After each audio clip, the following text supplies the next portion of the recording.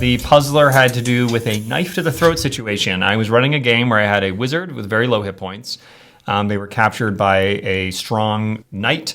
They put a knife to their throat. I was really excited. I thought it was a dramatic moment. Quickly realized it was kind of a terrible moment because the worst thing, basically it came around to the wizard's, or rather the knight's turn. If they cut the throat of the wizard, there was a sorcerer who had Cure Wounds. He was standing 15 feet away that could just run in, cast Cure Wounds. The wizard gets re-upped back to full hit point, or not full hit points, but re-up back to consciousness. Then it's their next initiative order and they can cast a spell. So my question to our larger GM audience and to these two as well is how would you play that situation at the table? I think you need a new rule. As written, the rules are if you damage a player who is on death saves, you get one fail. I think in a hostage situation, there should be a specific rule where if you have a creature grappled, then you can just immediately cut them off. Kill them. Right? All three death saves fail. Done. I like that solution a lot, actually. Part of the reason I like it is it feels like it's based in reality. Yeah. Like it feels like this makes sense. You know what I mean? It's like if someone did have a knife to your throat, they could just kill you instantly. It's not exactly what I would have done. I think in my situation,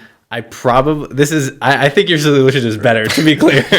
But I probably would have just taken a pause and just entered role play. My reason for that is, I sometimes don't follow the combat mechanics when I'm in role play with my characters.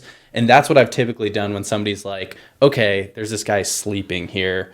You assassinate him, or there is something like that. Yeah. And I'm like, I'm not going to make you, let's say this guy has crazy hit points, right? Sure. I'm not going to make you beat their AC and stuff like that. I'm just going to let it happen. So I said, I'm going to let everybody enter role play. So it's not like initiative order necessarily. So it's not necessarily initiative order. Yep. And then I was going to say, if they decide in role play that they still want to attack, all right, this guy has the wizard up against the throat, and he's like, if anyone moves, I'm gonna do this, right?